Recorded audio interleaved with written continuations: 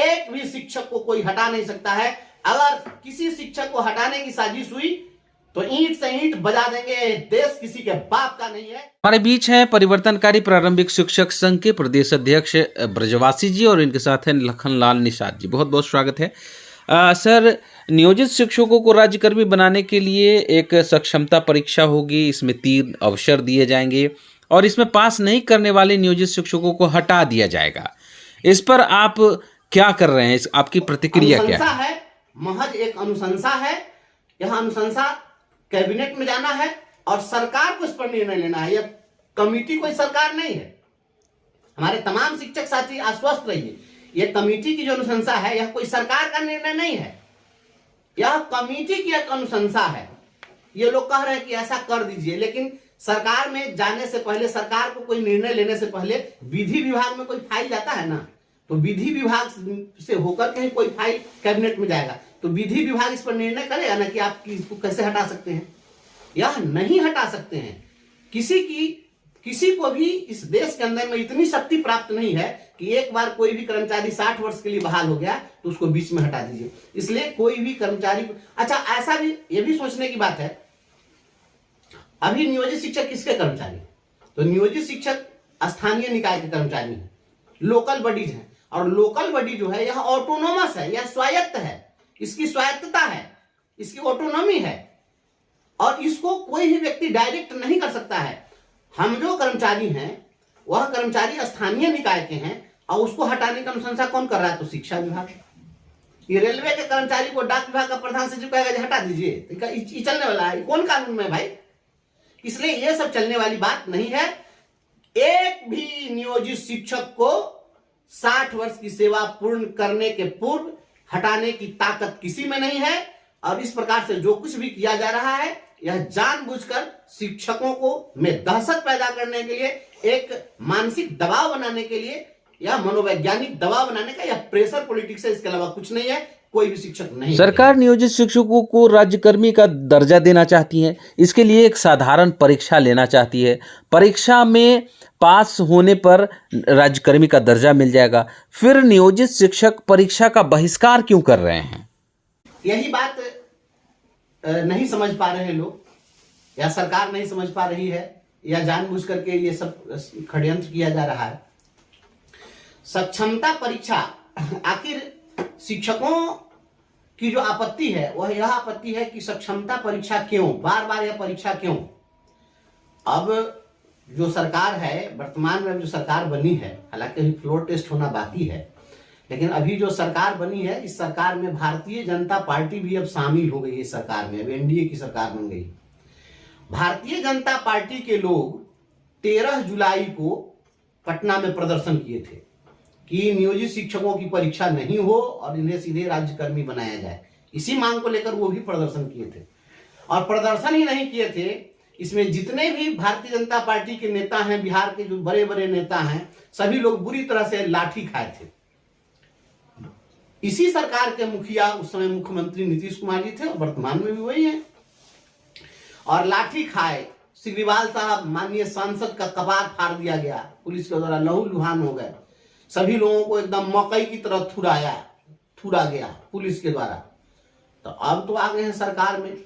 तो जो लोग यह कहते थे कल कि नियोजित शिक्षकों की परीक्षा नहीं ली जाए, तो आज के डेट में हम तो सबसे पहले भारतीय जनता पार्टी के लोगों से यह मांग करेंगे, अनुरोध करेंगे कि पहले आप जो नियोजित शिक्षकों के समर्थन में खड़ा होकर के और इस प्रकार का आंदोलन किया, और पहली बार कोई राजनीतिक दल इस प्रकार से पटना में प्रदर्शन किया इंडिपेंडेंट रूप से शिक्षकों के पक्ष में, तो आपकी जो शिक्षकों के प्रति जो प्रतिबद्धता थी, इस प्रतिबद्धता को सिद्ध करने का समय आ गया है। अब आपको यह साबित करना होगा कि वास्तव में आप नियोजित शिक्षकों के लिए प्रतिबद्ध थे या वह आंदोलन महज एक दिखावा था शिक्षकों की संवेदनाओं से खेलने के लिए। तो यह भारतीय जनता पार्टी के लोगों को भी सिद्ध करने का समय है। सरकार कह रही है कि बिना परीक्षा के नियोजित शिक्षकों को राज्यकर्मी का दर्जा नहीं दिया जा सकता है, और आप कह रहे हैं कि हम परीक्षा का बहिष्कार करते हैं। तो फिर नियोजित शिक्षक राज्यकर्मी कैसे बनेंगे?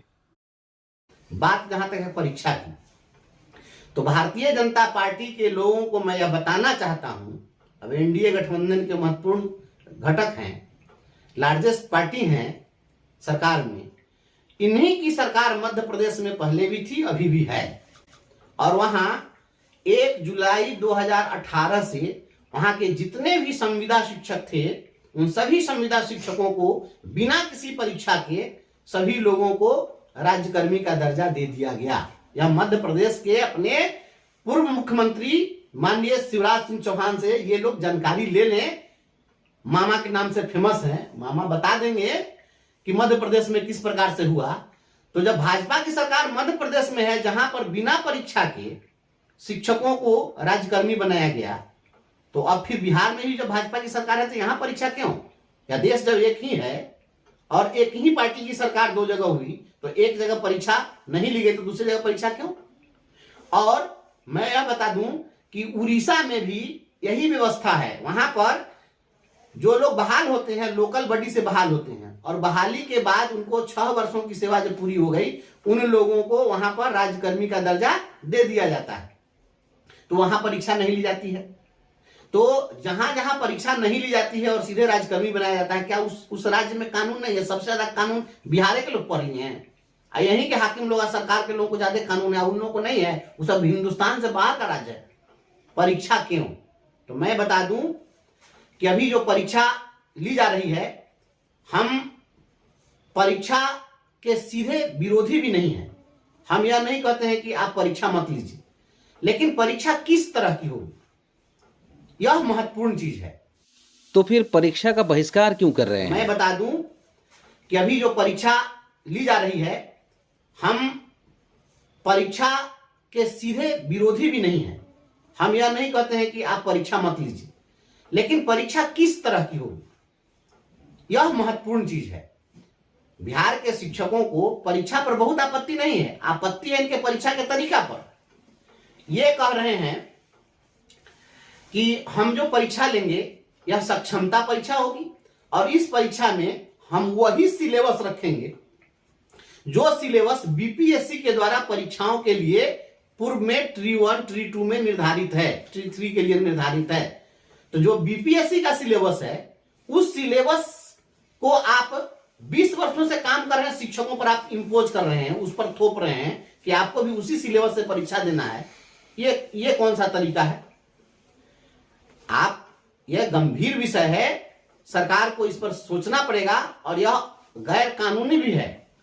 हमारे जितने साथी कोर्ट में गए हैं, शायद उन्होंने एक्सरसाइज नहीं किया है। यह सब एक्सरसाइज करने की जरूरत थी। कुछ लोग जल्दीबाजी में आगे आगे बढ़ करके और केस कर दिए, जिसके कारण आज थोड़ी सी निराशा हो रही है।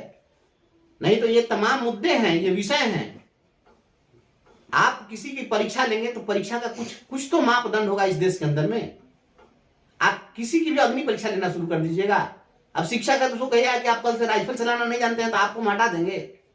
अब शिक्षक है तो कह दीजिएगा कि नहीं, आप तो नेशन बिल्डर हैं, आप तो पूरे देश का निर्माण करते हैं, तो कल से आप राजमिस्त्री के काम करिए, नहीं आता था आपको सूता, अब करनी वसूली नहीं पकड़ना था, आपको हटा दिया जाएगा। आपत्ति इस बात पर है। पूर्व से भी यह व्यवस्था रही है कि किसी भी विभाग में जो कर्मचारी कार्यरत हैं, उनकी विभागीय परीक्षा होती रही है, और विभागीय परीक्षा के आधार पर उनको प्रोन्नति दी जाती रही है।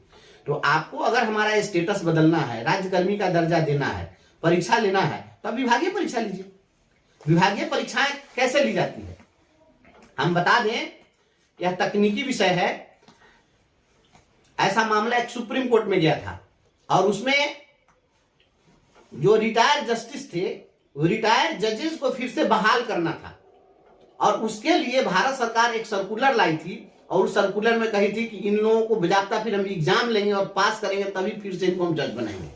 और यह मामला चला गया सुप्रीम कोर्ट। जब सुप्रीम कोर्ट गया तो सुप्रीम कोर्ट ने यह कहा कि जो जज 20 साल से जज के कुर्सी पर बैठ करके फैसला दे रहा है, तो अब उससे आप कहिएगा कि नया फ्रेश जज जो बहाल होता है, उसके लिए जो कंपटीशन होता है, उस सिलेबस से आप एग्जाम दीजिए तो एको जज पास करेगा तो सब फेल कर जाएगा।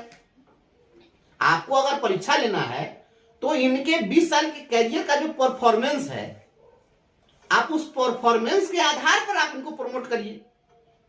डिपार्टमेंटल एग्जामिनेशन का मतलब यह होता है कि वह लंबे समय से 10 साल से 20 साल से जिस चीज को वो पढ़ा रहे हैं, जो काम कर रहे हैं, इन चीजों से रिलेटेड आपको सवाल अगर पूछना चाहते हैं तो आप पूछ लीजिए और तब आप प्रमोट कर दीजिए। ये हो सकता है, लेकिन अब आप हमसे कहिए कि अब एमए का सिलेबस है, बीए का सिलेबस है, इंटर का सिलेबस, उससे हम क्वेश्चन पूछेंगे, अब जीके और जीएस से हम क्वेश्चन पूछेंगे, तो ये कैसे होगा कि बिहार विद्यालय परीक्षा समिति जो परीक्षा लेने जा रही है, तो अगर वह सिलेबस बीपीएससी का है, सिलेबस ही तय कर दी कि उसी सिलेबस से हम एग्जाम लेंगे, तो यह एग्जाम बिहार बोर्ड क्यों लेगी, बिहार विद्यालय परीक्षा समिति एग्जाम क्यों लेगी? सिलेबस अगर बीपीएससी का है तो एग्जाम भी बीपीएससी ले, और नहीं तो बिहार विद्यालय परीक्षा समिति अगर परीक्षा लेती है तो हमारा डिपार्टमेंटल एग्जाम ले, क्योंकि बिहार विद्यालय परीक्षा समिति कोई चयन आयोग नहीं है। बिहार विद्यालय परीक्षा समिति डिपार्टमेंटल एग्जाम जैसे हम लोग की दक्षता परीक्षा हुई है, और दक्षता परीक्षा कंडक्ट ये लोग किए हैं, तो दक्षता परीक्षा जिस तरीके से कंडक्ट हुआ है ये लोग अपना कर ले। लेकिन अगर फ्रेश अपॉइंटमेंट अगर होगा और फ्रेश अगर कोई इस प्रकार के का सिलेबस तय किया जाएगा तो यह आपत्तिजनक है, जिसका पूरे बिहार के शिक्षक विरोध कर रहे हैं। और एक सवाल है, मैं पूछना चाहता हूं सरकार के लोगों से कि कोई भी जो आज तक इम्तिहान हुआ, कोई कंपटीशन हुआ, उस कंपटीशन में एज लिमिट क्यों किया जाता है? पहले ही तय कर दिया था उम्र सीमा, तो उम्र सीमा में रहता है कि अधिकतम 37 वर्ष आयु सीमा होगी। कुछ ऐसी परीक्षाएं हैं जिसमें 30 वर्ष ही है, 32 वर्ष ही है, तो यह उम्र सीमा का निर्धारण क्यों है?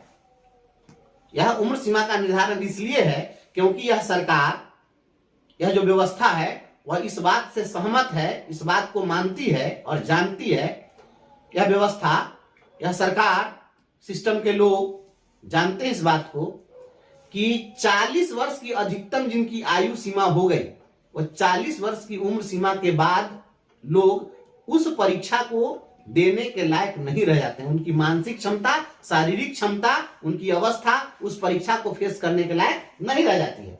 तो अगर 40 वर्ष और 37 वर्ष के उम्र के बाद कोई व्यक्ति जनरल कंपटीशन देने के लायक सक्षम नहीं है, नहीं रह जाता है, तो फिर जो 58 साल की उम्र में जो 2 साल के बाद रिटायर करने वाला है, वह व्यक्ति फिर ये बीपीएससी के सिलेबस के हिसाब से परीक्षा कैसे दे सकता है? यह मेरा लॉजिकल सवाल है। इस सवाल का जवाब किसी के पास है तो दे, और इस सवाल का जवाब किसी के पास है तो वो दे, हम परीक्षा देने के लिए तैयार हैं। और क्या आज जितने भी लोग यूपीएससी में जो आईएएस बने हुए हैं, इन लोगों को पहले ये लोग आईएएस थे, ये लोग बहाल हुए तो पहले एसडीओ की ट्रेनिंग लिए होंगे, डीडीसी की ट्रेनिंग लिए होंगे, फिर डीएम की ट्रेनिंग लिए होंगे, फिर डायरेक्टर बने, सेक्रेटरी बने, अपर मुख्य सचिव बने, अब मुख्य सचिव बनेंगे, तो इन लोगों को हर स्टेप पर एक एक एग्जाम ले लिया जाए, वही यूपीएससी वाला सिलेबस से पास करेंगे क्या ये लोग? अगर ये लोग खुद पास कर सकते हैं यूपीएससी, तो यूपीएससी के एग्जामिनेशन में बैठ जाएं और ये लोग फिर से यूपीएससी पास करके दिखा दें, कोई दिक्कत नहीं है। माननीय उच्च न्यायालय ने, माननीय सर्वोच्च न्यायालय ने इस तरह के परीक्षाओं की व्यवस्था पर रोक लगा रखी है, उसको स्ट्रक डाउन पूर्व में भी किया है, इसलिए यह परीक्षा निश्चित रूप से, यह परीक्षा भी स्ट्रक डाउन होगा। लेकिन इसको थोड़ा सा टेक्निकली कोर्ट में लड़ने की जरूरत थी, है और होगी। और एक और सवाल है, आप विज्ञापन जारी कर रहे हैं कब? 26 जनवरी को, और विज्ञापन 26 जनवरी को जारी कर रहे हैं और एग्जाम लेने कब? 26 तारीख से। आप मात्र और 15 तारीख तक फॉर्म भरवा रहे हैं, तो 15 तारीख तक फॉर्म भर रहा है, 15 तारीख को फॉर्म भरा और एक सप्ताह के बाद एग्जामिनेशन स्टार्ट। सिलेबस क्या है? बीपीएससी का। अब बीपीएससी का सिलेबस इतना दिन में पूरा पन्ना भी पलट पाएगा कोई साहब लोग? अगर दे दिया जाए कि एक सप्ताह में आपको ये पूरा सिलेबस पर, आप कालिदास हैं लोग, काली माता का वरदान मिला हुआ है कि लोग रात भर में किताब पलटेगा, विद्वान हो जाएगा, और बीपीएससी का सिलेबस है। इस तरह की जो परीक्षा है, यह बिहार के शिक्षकों को नीचा दिखाने के लिए, इनको प्रताड़ित करने के लिए इस तरह की व्यवस्था की जा रही है। निश्चित रूप से इस पर थोड़ी सी तकनीकी जानकारी की कमी के कारण इस प्रकार से कोर्ट में हुआ है, लेकिन इसका भी रास्ता निकलेगा। हम लोग इसके लिए प्रयास कर रहे हैं और अभी सभी संगठन के लोग एकजुट हुए हैं, तो सभी लोग इसमें भरोसा रखिए और थोड़ा सा इंतजार करिए। इस पर हम लोग पहल कर रहे हैं और सभी लोगों का साथ सहयोग रहेगा तो निश्चित रूप से इसमें सफलता मिलेगी। इस परीक्षा को हम लोग रोक लगवाएंगे। 4 टर्म है, घबराने की जरूरत नहीं है। परीक्षा होगी तो देखा जाएगा। दक्षता परीक्षा हुई, फिर उसमें लोग पास किए कि नहीं किए, उसमें पास किए। कुछ लोग जो असफल हुए दोबारा पास किए, उसमें भी कुछ असफल हुए तो तिबारे पास हुए। सभी लोगों का रास्ता निकलेगा। एक भी शिक्षक को कोई हटा नहीं सकता है। अगर किसी शिक्षक को हटाने की साजिश हुई तो ईंट से ईंट बजा देंगे। देश किसी के बाप का नहीं है। यहाँ के हवा, यहाँ के रोशनी, यहाँ के संसाधन, यहाँ के अपॉर्चुनिटी, जितने भी चीज हैं सभी पर हर व्यक्ति का समान अधिकार है। यह नहीं है कि कोई एक व्यक्ति सत्ता की मलाई मारता रहेगा और दूसरा कोई यहां पर गुलाम की जिंदगी है। शिक्षक है, हम कोई गुलाम नहीं है। और इस तरीके से जो किया जा रहा है, हर चीज पर हम लोग निगाह बनाए हुए हैं। अभी पूर्व में अभी एक मामला आया था जिसमें हाईकोर्ट ने कहा है ना कि सनकी भरा आदेश है। जरा उस शब्द की व्याख्या कर लीजिए ना कि किस प्रकार से कोर्ट ने टिप्पणी की है। तो आप सक्षम है तो आप सोच रहे हैं कि हम शिक्षकों को प्रताड़ित करेंगे, तो यह नहीं चलेगा। बिहार के शिक्षक भी एकजुट हो गए हैं। निश्चित रूप से इसका खामियाजा भुगतना पड़ेगा, नहीं तो ऐसा निर्णय वापस लेना होगा। शीघ्र ही हम लोग जो शीर्षस्थ नेता हैं, मंत्री हैं, सभी लोगों से हम लोग मिलने की योजना बनाए हैं, सबसे संपर्क कर रहे हैं और सभी लोगों को इन तमाम हम तथ्यात्मक चीजों को और इसके साक्ष्य के साथ सभी लोगों को हम कॉपी देंगे और सभी लोगों को हम बताएंगे कि नियम यह है, कानून यह है। अगर इन लोगों को नियम कानून की जानकारी नहीं है, देश के संविधान की जानकारी नहीं है, सुप्रीम कोर्ट हाई कोर्ट के पूर्व के फैसलों की जानकारी नहीं है, सब चीज हम इनको उपलब्ध कराएंगे। बिहार के शिक्षक, आप तमाम साथी निश्चिंत रहिए, हम हर पहलू पर अपनी पैनी निगाह बनाए हुए हैं। मैं ज्यादा कुछ बोलना नहीं चाहता हूं, इसलिए कि हम लोगों को क्या करना है, हर चीज सार्वजनिक नहीं करना चाहिए और हर बात ज्यादा शेयर कर देने से, ज्यादा मीडिया में दे देने से हमें सफलता नहीं मिलेगी। थोड़ा सा परिस्थिति को भांपते हुए उसके हिसाब से हम लोग को काम करना चाहिए। ये तमाम साथियों से आग्रह करते हुए बहुत बहुत धन्यवाद।